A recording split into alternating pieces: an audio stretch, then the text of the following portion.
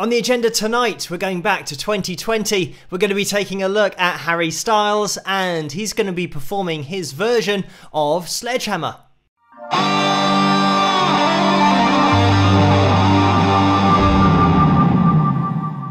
Hello, Phil here from Wings of Pegasus, and welcome to another analysis video. If you enjoyed this video, please give it a thumbs up and subscribe. So let's get Harry and the band up on screen and see how they get on.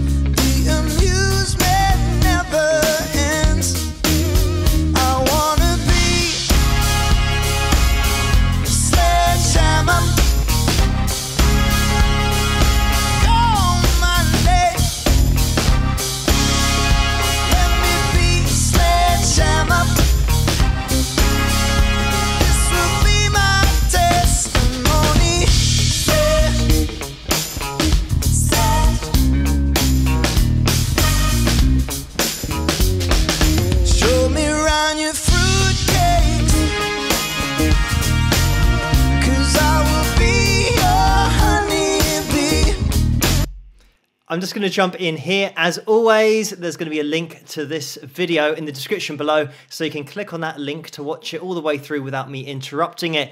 This is one of those songs that is so difficult to perform live.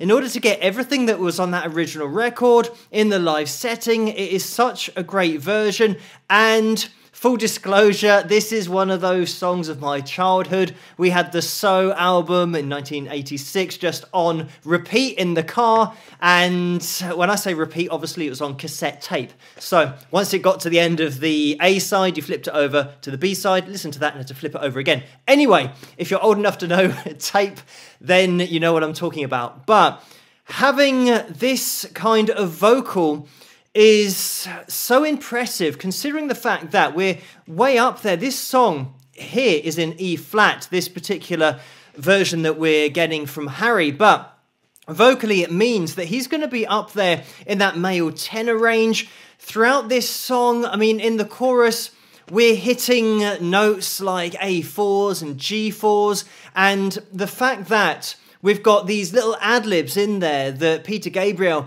puts in on that original record that you just expect to hear, and it's something that Harry throws in all of the lines that you are expecting to hear, and some of those are pretty crazy in terms of the range that we've got going on. I think there's an F5 in there. Let me get the piano up on screen so you guys can see the ranges and exactly what we've got going on, because with Harry, we can see the notes up at the top end of our piano here, and pretty much, I mean, that F5 that I was mentioning, a little ad-lib towards the end of the song, the C5, the male tenor high C, the Holy Grail, as I always mention in classical music, is here, and if we're talking about the F5, it's all the way up here. So Harry's taking his voice to dizzying heights, considering that the countertenor range is described as getting up to E5, but he goes higher than that. And we're spending a lot of time in the top end of this male tenor range.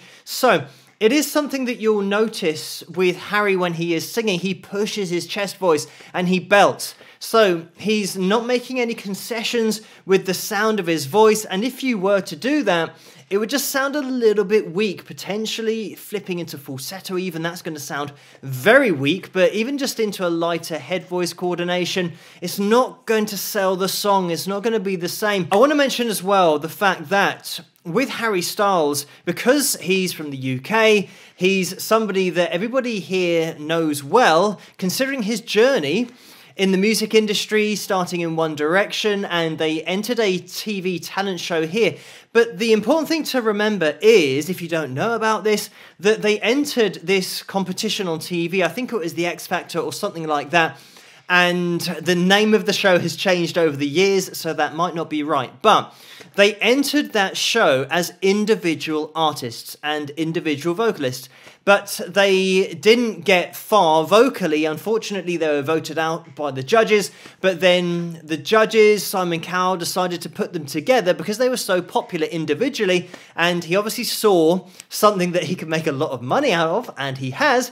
But he saw something that could take off and a potential band that he could put together and get to sound exactly how he wanted them to. But it's just the fact that when we're looking at performances like this, I think some people might think, oh, that's the guy from that boy band, One Direction, and hasn't he got a great voice considering he was in a boy band? But it's important to remember he wasn't in a boy band and didn't want to be. He wanted to be a solo artist. And exactly as we're seeing here, he's got the ability to just stand out front and the quality vocal that he can lay down. Another thing, in the UK, every show that I've seen him on, and he has been on a lot of shows over here, he has always sung live. And when I say singing live, I mean without auto-tune as well. You can hear it's a really dry mic, and it's just the quality of his vocal that we get to hear, his vocal tone. He's just got that hint of rasp in there. He leans into chest voice and has just got a great voice. The thing about this composition vocally is that you don't get anywhere to hide, especially with this dry mic that Harry's got. And the tagline of the song, Sledgehammer, is an F4 down to an E flat 4. So it means that we're in and around the sledgehammer, which you think, well, that's okay, but it's the bits in between that. They're the tricky bits, because we've got the B flat 4, which is way up there, and that happens on the "Why don't you call my name?" on that line. And to do that slowly, we've got that "Why don't you call my name?" And he pushes it up there, again, that B flat 4. So it's relentless on those notes in chest voice. That's not a light head voice sound, it's just taking the chest voice up that high. That's what Harry does so well. And he's got that rich tone and has such body in the sound. And you can say, or you could at least argue, that there's a little bit of that rasp that Peter Gabriel has on his voice in Harry's voice when he leans into it. Even in his lower range, it seems like he can just access that when he wants it. In terms of the performance overall, this is so well rehearsed. And this is the first time that these guys were playing this. They've obviously rehearsed it a lot, but in terms of on a show or letting anybody hear it outside of the rehearsal studio. So, great performance. The only thing that I can't place in this performance is the tambourine sound we've got coming in on 2 and 4 of the bar. It's not being triggered by the snare because we haven't got an electric kit here. It's not being played on a keyboard as far as I can see. And I will play the video. I've just cued it so that you guys can listen to what I'm referring to.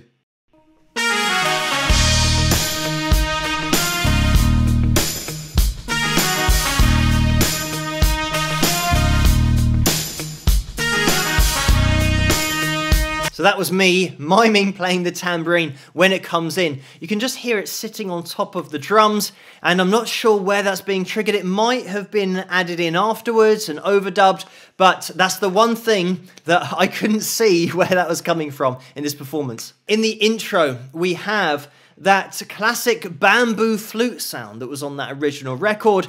And initially, that was used with a Fairlight CMI, which is a computer musical instrument way back in the day.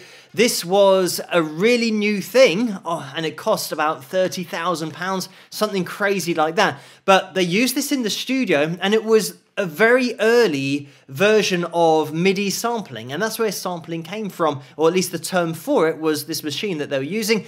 And it might have been in 1986 the EMU Emulator 2 that was used for this, which was a similar machine, but an updated version of it that was a little bit cheaper so that more people could use it. And this was 1986 that this album came out and the song came out. So it meant that the EMU Emulator 2 came out in 1984. So it would have been out at that time, and it might have been what Peter Gabriel used for this.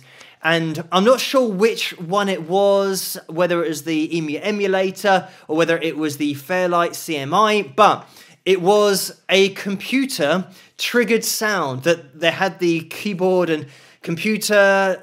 I mean, it was an old computer, so it looked very big, and the emulator then turned the computer into a total system of having the computer with the keyboard and a floppy disk that you put in order to load the sounds onto the keyboard that you were playing. But anyway, not getting into the technicalities of it, that's why the sound here is so good, because it's exactly the same system of triggering a sound on effectively a MIDI keyboard. It was something that Peter Gabriel was heavily into when he first heard that Fairlight CMI system. He got one himself. He was the first owner of a Series 1 here in the UK, but he also sold them to other musicians and almost acted as a distributor for the company. And John Paul Jones from Led Zeppelin also bought one, and it was just something that was used so much in the 80s. Being able to just have any instrument and trigger it on a piano was a huge advantage in the studio. To signify just how much it was used in the 80s, when Phil Collins released his album No Jacket Required, he had a little bit on there that said there was no Fairlight CMI used in the production of this album because it was being used all over the place. He wanted everybody to know that he wasn't triggering sounds, he was doing it all live in the studio. We are going to be getting back into the video soon, but I just want to demonstrate something on the guitar with my Octavius that I have got plugged in so that I can simulate the bass on this song, because there is such a groove running through this track, and it really is highlighted in the chorus. If you're listening out for that hi-hat, the way that we then go to the offbeat with the hi-hat, listen out for that. It totally changes the groove into the chorus from the verse, but listen to the bass, because the bass is so important in this song, and there's such groove and feel in it that if you are a musician, you can't help but bop your head to this and get into it. And just the line that's being played on the bass, and here it's in E flat. I haven't retuned my guitar. I think the bassist here might even be tuned down to D because of hearing that open D string down at the bottom. But anyway, when we're starting, we've got this.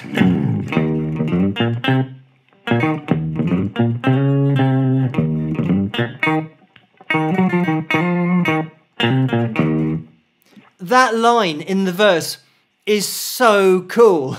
You just want to play that. Even as a guitarist, lead guitarist, you just want to be playing this line over and over again because it's so groovy. It's got so much feel. When you are playing through this bass line, there's so much feel in there, and the accents that are thrown in, the little points of emphasis. You can apply some palm mute as well if you want to. We've got this. Even that little jump down.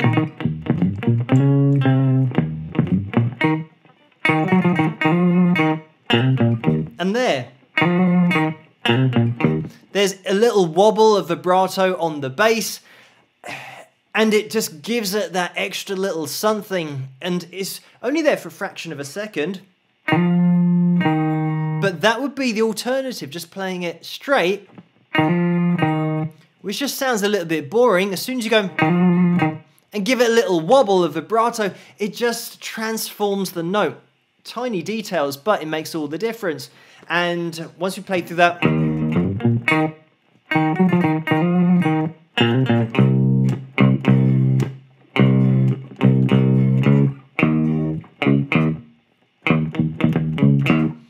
there is so much syncopation going on as well, just on that offbeat throughout this whole. We're not playing straight here, we're emphasizing offbeats all the time, and also, you know, running down. It's played with so much freedom, but you need that. It is definitely played with a looseness, so that there's a little bit of room for maneuver with expression, just a few slides here and there, but it's all about just falling into that groove, and the band are absolutely on it here. The rhythm section with the drums and the bass are so tight and keep it all together. That's what the rhythm section does. It is the foundation of every performance, but every element we've got going on here, we've got instrumentalists who can sing and harmonize, so a great band all around. But let's get back into the performance and we'll watch it all the way to the end. Open up your fruitcase, where the fruit is as sweet as can be. I'm gonna be your sledgehammer. Why don't you call my name? Go sledgehammer. Put your mind at rest. I'm gonna be your sledgehammer. This will be my testimony. I'm your sledgehammer. There will be no doubt about it.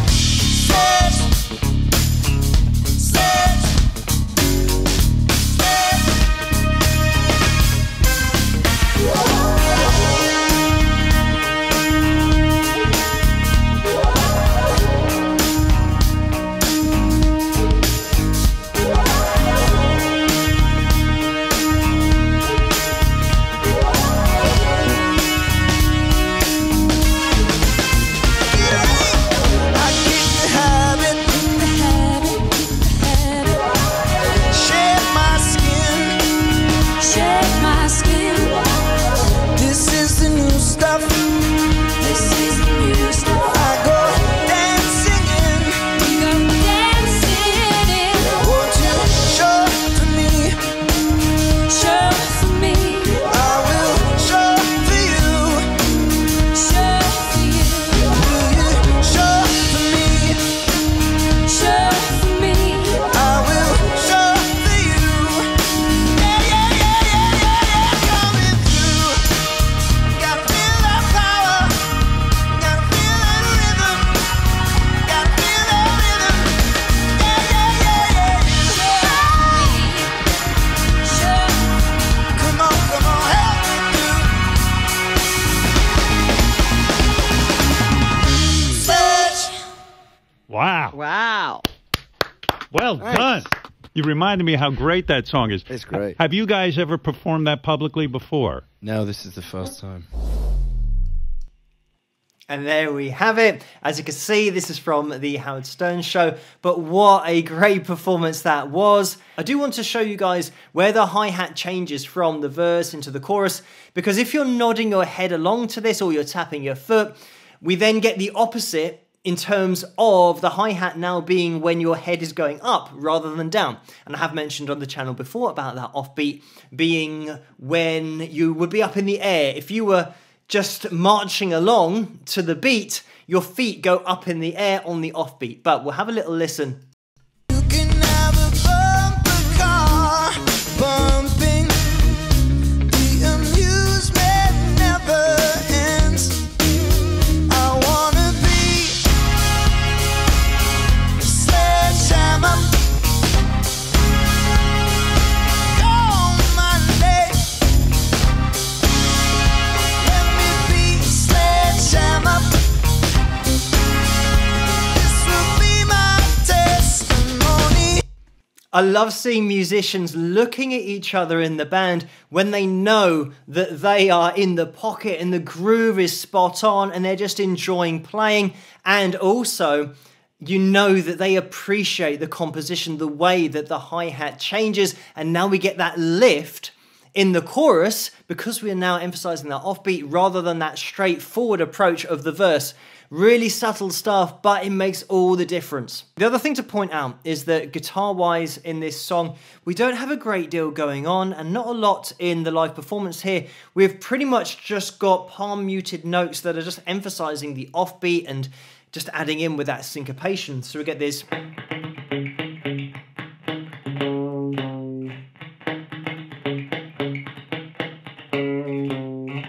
Just that kind of thing. You'll be finding that in the right channel. If you're listening to this through reference speakers or headphones, you can just listen out for that guitar, but it is really subtle. So no strumming pattern going on here with lots of chords. It's all about each instrument just playing its part and then add the sum of the parts together and you get the whole, which is just so good with each of those single elements added. But a great performance here.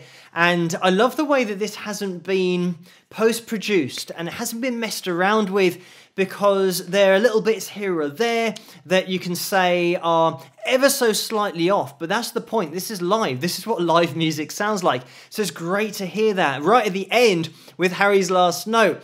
It's, I think, just ever so slightly off, or he might have been artistically going there and just taking it down a semitone, I believe, where the standard note would have been in the chorus. Anyway, it's just something that you notice and you like to hear that in a live performance because the artist has the freedom to go where they want to, but also they're not being auto-tuned and you know it's live. And especially with a dry mic like this, you would be able to tell, if you've got any history in production, as I have, and many people do have, they can tell auto-tune a mile off. And especially on a dry mic, it is so obvious when auto-tune is involved. And I've never heard Harry Styles being auto-tuned, and I've seen plenty of live vocal performances from him. And I really like his approach because he is one of those old school musicians and singers who just gets up there and performs live. And it's great to see this, especially the level of this performance, because it's spot on across the whole band, but just with Harry's vocal, it just sits in such a great place. And he definitely does that original justice with his cover, which is something that you can't say all the time about some musicians when they do very famous songs. And it's just a great all-round performance here. But thank you guys so much for suggesting this video for me to take a look at, and keep those suggestions coming in the comments below. Let me know what you guys think, and if you did enjoy this video, please give it a thumbs up and subscribe, and I'll see you guys at the next one. Rock!